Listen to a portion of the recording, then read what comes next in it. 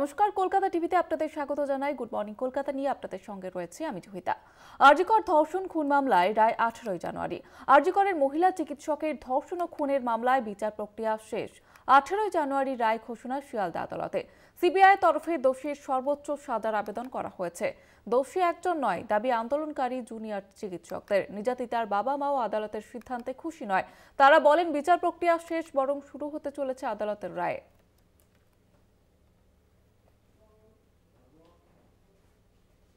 এখন next date আছে জাজমেন্টের জন্য 18কে। ওরা কিছু ডিফেন্স এবং ডিফ্যাক্টো কমপ্লেনেন্টও ওনারাও কিছু আর্গুমেন্ট করেছেন। সমস্তটা দেখে শুনে আমরা তার প্রত্যুত্তরটা দিলাম এবং এটা জাজমেন্টটা হবে 18th। স্বাভাবিকভাবে আমরা হাইয়েস্ট কোয়ান্টাম অফ পানিশমেন্ট চাইব। যে কথা বারবার বলতে চাইছি আমরা, সেটা হচ্ছে এইটা যে এই ঘটনায় একজন ব্যক্তি না একাধিক ব্যক্তি জড়িত। আমরা West Bengal junior doctors front প্রথম দিন থেকে কথা বলেছি যে এই ঘটনায় এক না একাধিক, যদি একজন হয় মোটিভ কি, যদি একাধিক হয় মোটিভ কি। আমরা বারবার কথা বলেছি যে একজন ব্যক্তির পক্ষে এই ঘটনা ঘটানোর সম্ভব নয় বলে আমরা মনে করি। সাম্প্রতিককালে সিএসএফএল এর রিপোর্ট যদি আপনারা দেখেন, সেই রিপোর্ট আমাদের এই কথা মান্যতা দেয়। তাহলে যদি একাধিক ব্যক্তি এই ঘটনায় জড়িত হয়, তাহলে তো বাকি ক্রিমিনাল যারা, দোষী যারা, তারা তো প্রকাশ্য দিবালোকে ঘুরে বেড়াচ্ছে। তাহলে এই কেমন বিচার? যদি একজন ব্যক্তি সঞ্জয় রায় একুশড হয়, তাহলে তার মোটিভ কি ছিল, উদ্দেশ্য কি ছিল? সে একজন সিভিক ভলেন্টিয়ার, সে এই হসপিটালের কেউ নয়। আবার যদি এই ঘটনাকে 9 আগস্টের ঘটনাকে কেন্দ্র করে যদি আপনি সিবিআই এর প্রাইমারি চার্জশিট দেখেন, তাহলে দেখতে পাবেন যে এভিডেন্স ট্যাম্পারিং এর কথা, ইনভেস্টিগেশন হাসাপের কথা, এভিডেন্স ডিস্ট্রাকশনের কথা, আমরা যে কথা বলেছিলাম সিবিআই এর প্রাইমারি চার্জশিটে সেই কথাই উল্লেখ আছে। তাহলে সেই যদি হয়, তাহলে সন্দীপ ঘোষ এবং টালা থানার ওসি জামিনে মুক্ত কেন? সাপ্লিমেন্টারি চার্জশিট কোথায়? 18 তারিখে কি এক্স্যাক্ট হবে তা তো আমরা জানি না, কিন্তু আমাদের দাবি অবশ্যই যে এবং যারা প্রত্যক্ষ পরোক্ষভাবে যুক্ত তাদের প্রত্যেকে সর্বোচ্চ শাস্তি চাই। কিন্তু যদি শুধু সঞ্জয় রায় যদি একা এটাতে গ্রেপ্তার করা হয়েছে, তার বিরুদ্ধে শাস্তি দান হয়, অবশ্যই সঞ্জয় রায় যে জড়িত সেটা নিয়ে তো কোনো সন্দেহ নেই, যা বায়োলজিক্যাল তার শাস্তি হোক, সেটা তো অবশ্যই একটা ব্যাপার। কিন্তু এ বাদ দিয়ে কারা কারা এর সাথে যুক্ত রইল, কেন সিএফএসএল রিপোর্টে যে ধোঁয়াশাগুলো রয়েছে, ডিএনএ রিপোর্ট নিয়ে যে ধোঁয়াশা রয়েছে, তথ্য প্রমাণ লোপাট নিয়ে যে বিষয়টা রয়েছে, এইগুলোর উত্তর কি? এই উত্তর কিন্তু আমাদের জানতে হবে। এই উত্তর জানা ব্যতীত কিন্তু আমাদের সহকর্মী বিচার পাবে। দলবিরোধী কাজের জন্য বহিষ্কার করা হলো নরেন্দ্রনাথ তিওয়ারিকে। মালদা তৃণমূল নেতা খুনের নাম জড়ানোর দল থেকে বহিষ্কার করা হয়েছে তাকে, জানালেন মালদা জেলা সভাপতি রহিম বক্সি। বুধবার দুলাল সরকার খুনে গ্রেপ্তার হন নরেন্দ্রনাথ তিওয়ারি ওরফে নন্দু। দুলাল সরকারের ছোটবেলার বন্ধু বলে পরিচিত নন্দু। বলছি, নরেন্দ্রনাথ তিওয়ারিকে কি দল থেকে বহিষ্কার করা হয়েছে? তাকে দল থেকে বহিষ্কার করা হয়েছে। পুলিশের কাছে আমরা জানতে পেরেছি, পুলিশের মাধ্যমে, যে আমাদের স্বর্গীয় বাবলাদা, যিনি আমাদের জেলার সহসভাপতি ছিলেন, তাকে নৃশংসভাবে যে খুন হতে হয়, তার সাথে নন্দ তিওয়ারি সরাসরি যোগ ছিল। পুলিশের মাধ্যমে আমরা জানতে পেরেছি, তার দলীয় সিদ্ধান্ত অনুযায়ী তাকে দল থেকে বহিষ্কার করা হয়েছে। দলীয় কাউন্সিলরদের একহাত নিলেন তৃণমূল বিধায়ক রাজ চক্রবর্তী। ব্যারাকপুরে তৃণমূল বিধায়কের নজরে টিটাগড়ের কাউন্সিলরদের একাংশ।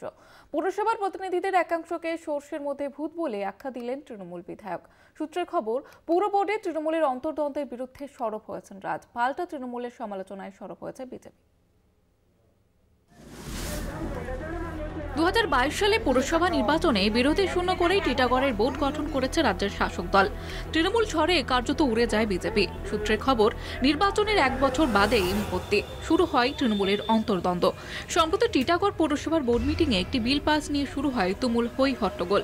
পুরপ্রধান কমলেশ সাওয়ের বিরুদ্ধে সরব হন একাধিক পুর প্রতিনিধি। ঘটনাটি সমাজ মাধ্যমে পোস্ট করে বিজেপি। ঘটনার প্রেক্ষিতে ব্যারাকপুরের একটি অনুষ্ঠানে দলের পুর প্রতিনিধিদের হুঁশিয়ারি দিলেন তৃণমূল বিধায়ক রাজ চক্রবর্তী। আমাদের প্রচুর এমএলএ ছিল, প্রচুর এমপি ছিল, যারা 2021 সালে অন্য দলে চলে গেছিল, আবার প্রয়োজনের সময় আবার চলে এসছে। এরকম কাউন্সিলর দলের মধ্যেও অনেকে থাকে যারা 2024 ইলেকশনে অন্য দলকে সাপোর্ট করেছে এবং তারা আমাদের দলের কাউন্সিলর হয়েই আছে এখনো।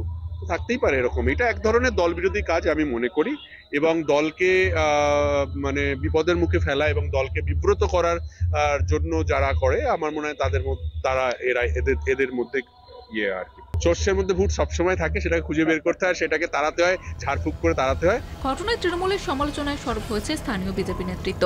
গোষ্ঠীদ্বন্দ্বের অভিযোগ তুলেছে গেরুয়া শিবির। 23-এর মধ্যে 23 জন ওয়ার্ড কাউন্সিলরই হচ্ছে টিএমসির, কিন্তু এরা নিজেদের মধ্যে এত ঝামেলা যে এদের বাজেট এরা পাস করতে পারছে না।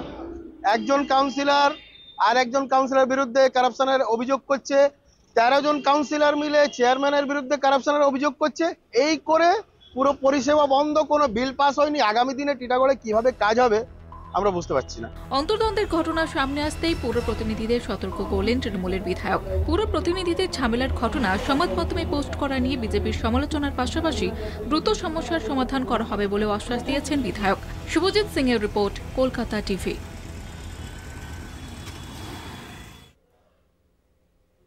ফের প্রকাশ্যে খানাকুলে তৃণমূলের গোষ্ঠীদ্বন্দ্ব, পঞ্চায়েত সমিতির কর্মাধ্যক্ষদের অপসারণের আবির মেখে উচ্ছ্বাস তৃণমূলেরই। বুধবার কর্মাধ্যক্ষদের বিরুদ্ধে প্রশাসনের কাছে অনাস্থা চিঠি দিয়েছিলেন সংশ্লিষ্ট স্থায়ী সমিতির তৃণমূল সদস্যরাই। বৃহস্পতিবার তাদের অপসারণে যেন খুশির জোয়ার খানাকুলে।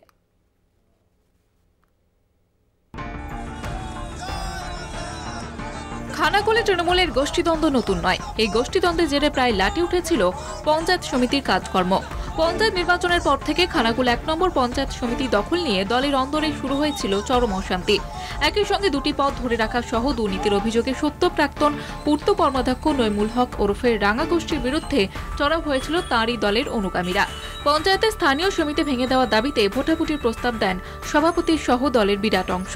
ভোটের দিন দুই পক্ষের মারামারিতে মাথা ফাটে সমিতির সভাপতি শম্পা মাইতির। পরিস্থিতি সামাল দিতে মহকুমা শাসকের অফিস স্থানান্তরিত করতে বাধ্য হন সরকারি আধিকারিকরা।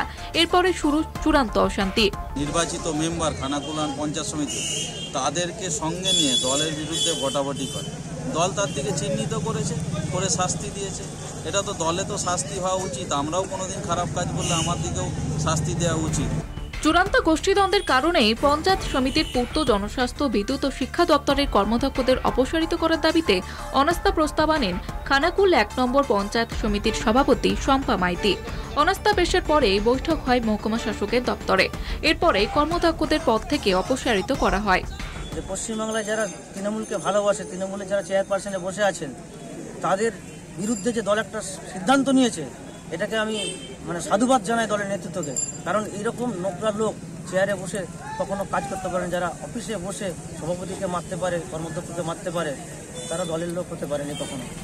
যদিও কর্মদক্ষদের কেউই এদিনের বৈঠকে হাজির ছিলেন না, তবে তাদের অপসারণের খবর পেয়ে এদিন খানাকুল 1 নম্বর ব্লক তৃণমূল নেতারা আরামবাগ মহকুমা শাসকের অফিসের বাইরে জড়ো হন। শুধু তাই নয়, নিজেদের দলের কর্মদক্ষদের অপসারণের ঘোষণা হতেই সবুজ আবির উড়িয়ে স্লোগান দিয়ে রীতিমতো জয়ের আনন্দে মাতোয়ারা হতে দেখা যায় তাদের। দীপাঞ্জন রায়ের রিপোর্ট, কলকাতা টিভি।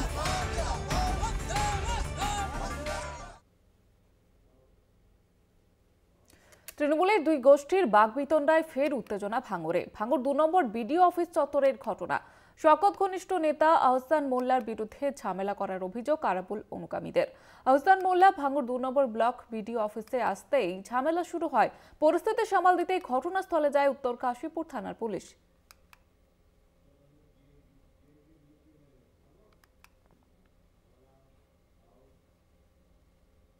মানুষকে ভুল বুঝিয়ে ভয় দেখিয়ে বিজেপির বিরুদ্ধে সদস্য সংগ্রহ অভিযানের অভিযোগ।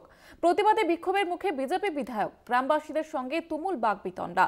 বিধায়কের দাবি, বিক্ষোভকারীরা তৃণমূল কর্মী।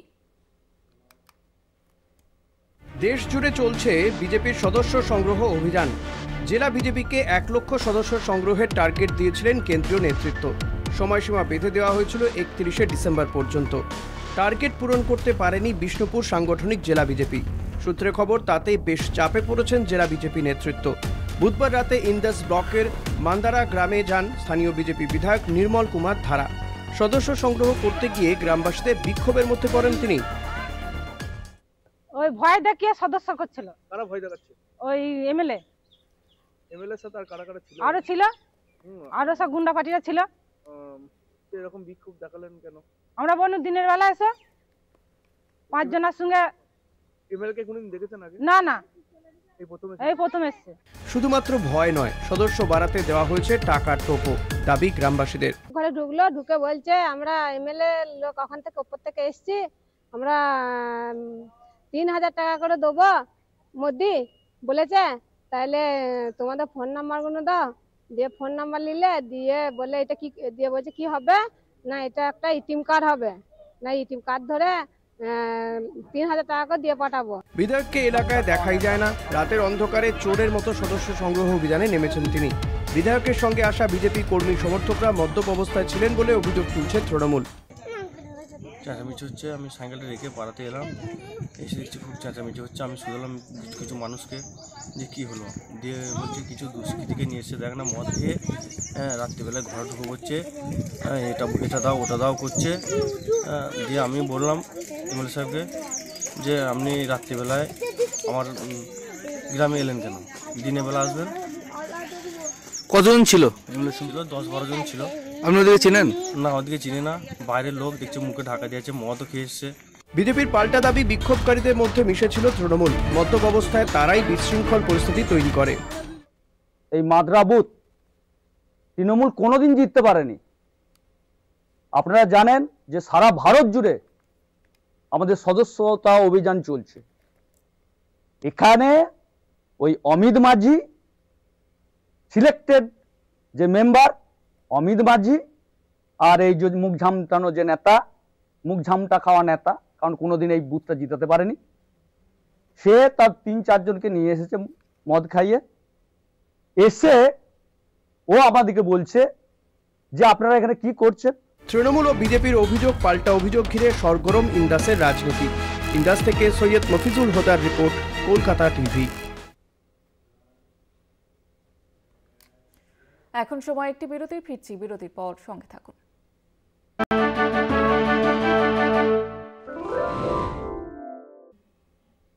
বাংলার বাড়ির প্রথম কিস্তির টাকা ঢোকা শুরু হয়েছে উপভোক্তাদের অ্যাকাউন্টে। ইতিমধ্যেই কিছু বাড়ির কাজ শুরু হয়েছে। কাজ শুরু হতেই জিনিসপত্রের দাম নিয়ে চরম বিপাকে উপভোক্তারা। তারা বলছেন বাড়ি তৈরির প্রয়োজনীয় জিনিসের এত দাম যে সরকার নির্ধারিত 1,20,000 টাকায় কি করে বাড়ি হবে ভেবেই কুল করতে পারছেন না তারা। প্রশাসনের হস্তক্ষেপের দাবি জানিয়েছেন তারা।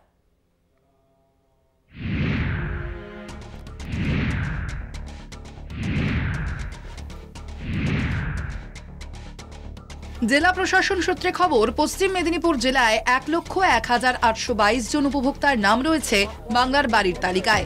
চলতি মাসের 3 তারিখ পর্যন্ত 88,113 জন প্রথম কিস্তির টাকা পেয়েছেন। এর মধ্যে চন্দ্রকোনা 2 নম্বর ব্লকেই 3,788 জন প্রাপকের মধ্যে 3,560 জন টাকা পেয়েছেন। টাকা পেতেই ব্লক প্রশাসনের তরফ থেকে জানানো হয়েছে কিভাবে বাড়ি তৈরি হবে, কতদিনের মধ্যে বাড়ির কাজ শেষ করতে হবে। বাড়ি না তৈরি হলে প্রশাসন আইনত ব্যবস্থা নেবে বলেও জানানো হয়েছে। বাড়ি তৈরির জন্য 1,20,000 টাকা করে পাচ্ছেন উপভোক্তারা।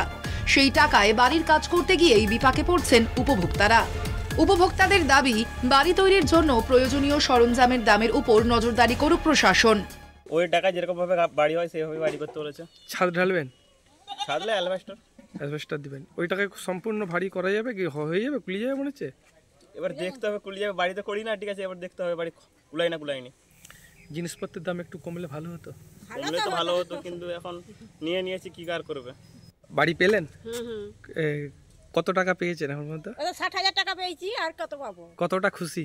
খুশি এখন কি করে খুশি, আমার ঘর যদি করতেই পারেনি, খুশি কি করে। কেন শুরু করেননি কেন বাড়ি? এটা শুরু করবো, এই তো মাল নামছে, তো এখন যতটুকু ঘর করবো ততটুকুই জানাবো, আবার কি জানাবো।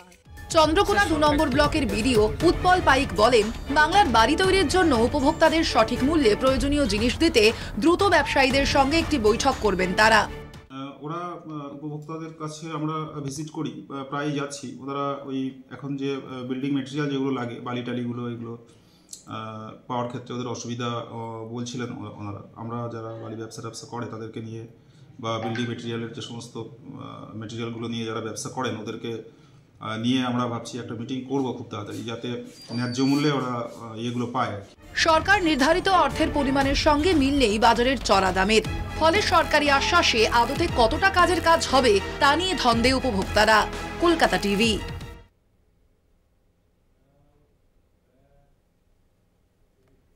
সরকারি স্কুলে অভিভাবকদের কাছ থেকে বেআইনিভাবে টাকা তোলার অভিযোগ। স্কুলের তৃণমূল বোর্ডের বিরুদ্ধে উঠছে অভিযোগ। সরকারের তরফে সরকারি স্কুলগুলিতে নির্দিষ্ট ফি বেঁধে দেওয়া হয়েছে। পাশাপাশি কেউ যদি ফি দিতে না পারেন তাহলে তার ফি মকুব করার কথাও বলা হয়েছে। তারপরেও সরকারি নির্দেশকে বুড়ো আঙুল দেখিয়ে ছাত্র ভর্তির ক্ষেত্রে নেওয়া হচ্ছে বাড়তি টাকা। ঘটনা সামনে আসতেই পাঁশকুড়া বার্ডস হাই স্কুলে বিক্ষোভ দেখান অভিভাবকরা।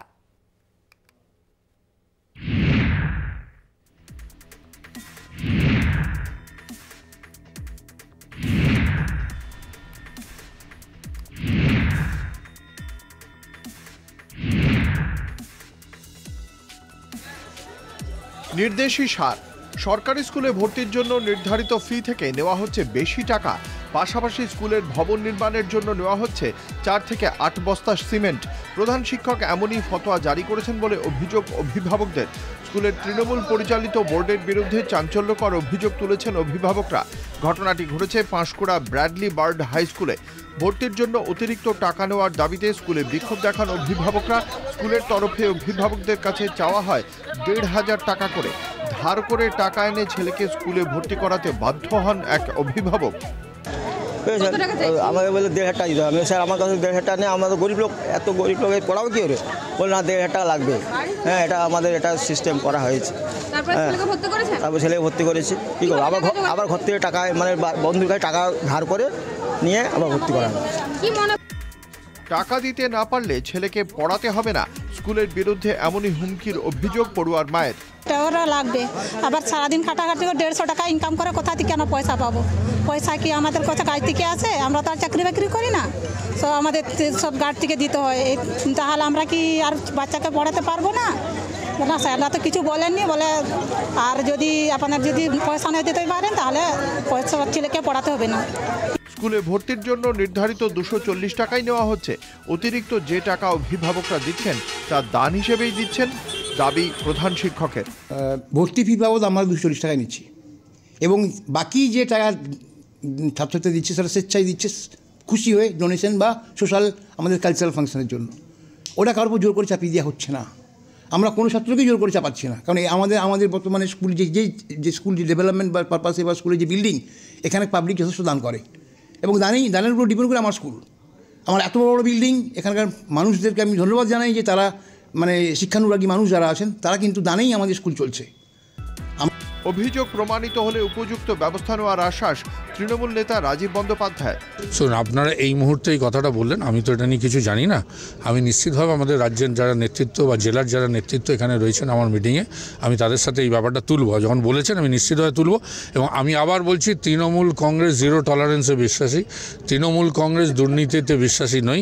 যদি এই কাজ কেউ করে থাকেন, আমি জানি না, আপনারা বলছেন, আমি যা শুনলাম তার রিয়াকশান এটাই বলবো, আমি আমার জেলা নেতৃত্বের সাথে আলোচনা করে যদি অভিযোগ সত্যি হয় নিশ্চিতভাবে যথাযথ ব্যবস্থা নেব।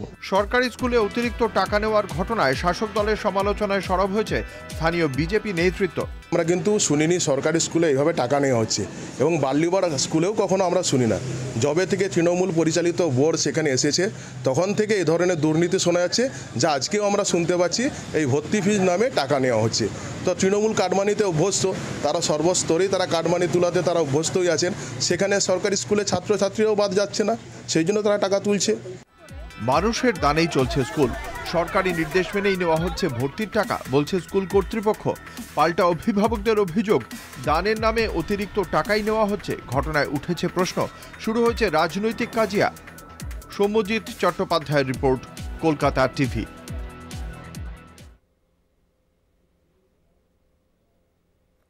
গঙ্গাসাগর মেলাকে জাতীয় মেলা স্বীকৃতি দেওয়ার দাবিতে কেন্দ্রকে তোপ মুখ্যমন্ত্রী মমতা বন্দ্যোপাধ্যায়ের। কুম্ভ মেলার পাশাপাশি গঙ্গাসাগর মেলাকেও জাতীয় মেলা স্বীকৃতি দেওয়ার দাবিতে আবারও সরব হলেন মুখ্যমন্ত্রী। বারবার মোদী সরকারকে বলেও কোনো লাভ হয়নি, এমনটাই জানিয়েছেন তিনি। বৃহস্পতিবার বাবুঘাটে গঙ্গাসাগর মেলা ক্যাম্পের সূচনায় ছিলেন মুখ্যমন্ত্রী। এদিন 50টি নতুন দমকলের ইঞ্জিনের সূচনা করেন তিনি। গঙ্গাসাগরের যাত্রী নিরাপত্তা থেকে যাবতীয় বিষয় যে কিছুদিন আগেই তিনি নিজেই তত্ত্বাবধান করে এসেছেন, তাও এদিন জানান মুখ্যমন্ত্রী। স্বামীজির মূর্তিতে মাল্যদান করে এদিনের অনুষ্ঠান সূচনা করেন তিনি। অনুষ্ঠানে হাজির ছিলেন মেয়র ফিরহাদ হাকিম, দমকল মন্ত্রী সুজিত বসু, তৃণমূল বিধায়ক দেবাশিস কুমার সহ অন্যান্যরা।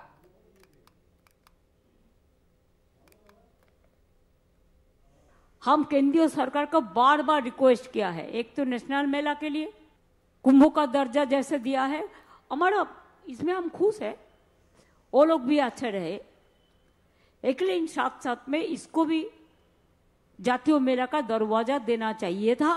हमने बहुत कोशिश किया, मेला कमेटी ने भी किया, कपिल मुनि आश्रम भी किया, लेकिन आज तक नहीं हुआ।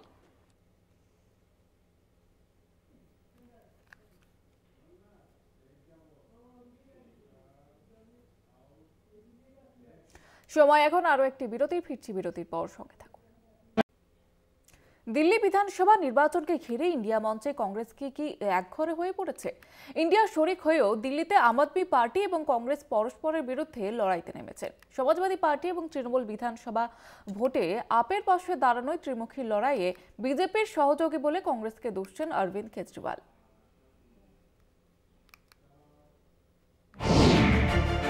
ইন্ডিয়া মঞ্চে কংগ্রেসের নেতৃত্বের বিশ্বাসযোগ্যতা নিয়েই প্রশ্ন উঠেছিল সংসদের শীতকালীন অধিবেশনের শুরুতে।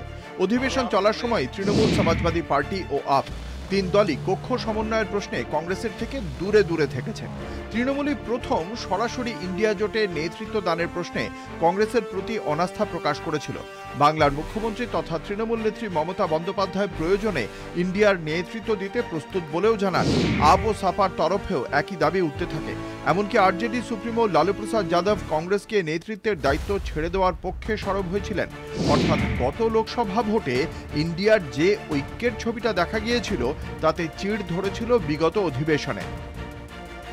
দিল্লি বিধানসভা নির্বাচনকে কেন্দ্র করে ইন্ডিয়ার অন্দরে বড়সড় ফাটল প্রকট হয়ে পড়েছে তৃণমূল সপার সঙ্গে উদ্ধবপন্থী শিবসেনার তরফে আপকে সমর্থনের বার্তায়। তাই অষ্টাদশ লোকসভা ভোটে দিল্লিতে কংগ্রেসের সঙ্গে রাজ্যের শাসক দল আপের আসন রফা হলেও ৭০ আসনের বিধানসভায় তা বহাল থাকেনি। সম্প্রতি রাজস্থানের প্রাক্তন মুখ্যমন্ত্রী অশোক গেহলট দিল্লিতে এসে জোটের কথা উপেক্ষা করেই কংগ্রেস আপের বিপক্ষ বলে উল্লেখ করেছিলেন। রাজ্যের প্রাক্তন মুখ্যমন্ত্রী আপ নেতা কেজরিওয়াল তা নিয়ে কটাক্ষে বিঁধেছেন বর্ষিয়ান কংগ্রেস নেতাকে। তার দাবি, রাজ্যে নির্বাচনী প্রচারে কংগ্রেস আপকে নিশানা করলেও বিজেপি সম্পর্কে চুপ ছিলেন গেহলট। তাতেই বিজেপির সঙ্গে কংগ্রেসের গোপন বোঝাপড়া প্রকাশ হয়ে পড়েছে বলে মনে করেন কেজরিওয়াল। সব মিলিয়ে দিল্লি বিধানসভা ভোটের আবহে কংগ্রেসের আচরণকে কেন্দ্র করে ইন্ডিয়ার শরিকি বিবাদ প্রকাশ্যে এসে পড়েছে। কলকাতা টিভি। মন্দির ভেঙে মসজিদ নির্মাণ, এই চলতি অভিযোগ তথা বিতর্কের মধ্যেই সম্বলে কয়েক মাসের মধ্যে তালাবন্ধ ৬টি মন্দিরের দরজা খুলে গিয়েছে। এবার সম্বল সৌধ বিতর্কে নিম্ন আদালতের পদক্ষেপে স্থগিতাদেশ এলাহাবাদ হাইকোর্টের। সম্বল সৌধ বিতর্কে নিম্ন আদালতের পদক্ষেপে স্থগিতাদেশ এলাহাবাদ হাইকোর্টের। মন্দির ভেঙে মসজিদ নির্মাণের এই চলতি অভিযোগ তথা বিতর্কের মধ্যেই সম্বলে কয়েক মাসের মধ্যে তালাবন্ধ অন্তত ৬টি মন্দিরের দরজা খুলে গিয়েছে।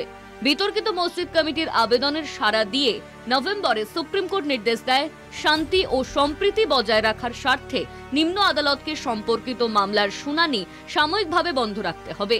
একই সঙ্গে মসজিদ কমিটিকে এলাহাবাদ হাইকোর্টে আবেদন করার পরামর্শ দেয় দেশের শীর্ষ আদালত। ইতিমধ্যে এক আরটিআই অ্যাক্টিভিস্ট তথ্য জানার অধিকার অনুযায়ী সংগৃহীত তথ্যের ভিত্তিতে আলিগড়ের দেওয়ানি আদালতে দাবি করেছেন, হিন্দু, বৌদ্ধ ও জৈন মন্দিরের উপর ওই মসজিদ মুঘল আমলে নির্মিত হয়। 15 ফেব্রুয়ারি আবেদনটির শুনানির দিন ঘোষিত হয়েছে। মামলাকারীর দাবি, আলিগড় মিউনিসিপাল কর্পোরেশন জানিয়েছে সরকারি অনুমতি ছাড়াই সরকারি জমিতেই মসজিদ রয়েছে। এই পরিপ্রেক্ষিতে মামলাকারী সেখানকার জামা মসজিদ ম্যানেজমেন্ট কমিটিকে বেআইনি ঘোষণার দাবি করেছেন। অন্যদিকে ওই কমিটির আবেদন সূত্রেই হাইকোর্ট নিম্ন আদালতের শুনানিতে স্থগিতাদেশ দিয়ে 25 ফেব্রুয়ারি পরবর্তী শুনানির দিন ধার্য করেছে। উল্লেখ্য, যার আবেদনের পরিপ্রেক্ষিতে ওই সৌধে অ্যাডভোকেট কমিশনার দ্বারা সমীক্ষার নির্দেশ জারি হয় তা 19 ও 24 নভেম্বর সম্পন্ন হয়েছে। সেই সমীক্ষার ভিত্তিতে তৈরি রিপোর্ট নিম্ন আদালতে মুখবন্ধ খামে জমা পড়েছে। 5 মার্চ সেই রিপোর্টের ভিত্তিতে শুনানির দিন ধার্য হয়েছে। হাইকোর্টকে এই তথ্য জানানোর পরেই 5 মার্চের শুনানিতে স্থগিতাদেশ জারি। অন্যদিকে মুসলিম অধ্যুষিত বারাণসীর মদনপুরা এলাকায় জেলা প্রশাসনের অনুমতিতে একটি মন্দিরের দরজা খুলে গিয়েছে। শুধু তাই নয়, সেখানে নিত্য পূজা অর্চনাও শুরু হয়েছে। 70 বছরেও বেশি সময় ধরে মন্দিরটি তালাবন্ধ হয়েছিল। তালা খোলার অনুমতির পরিপ্রেক্ষিতে সরকার জানায়, সরকারি জমিতে অবস্থিত সৌধটি খোলা যেতে পারে। প্রসঙ্গত, সম্বল এবং ফিরোজাবাদে 2টি করে এবং মোরাদাবাদে একটি মন্দিরের দরজা দীর্ঘকাল বাদে ফের খুলে গিয়েছে। Kolkata TV. Good morning Kolkata এই পর্যন্ত। দেখতে থাকুন কলকাতা টিভি, রাত দিন 7 দিন।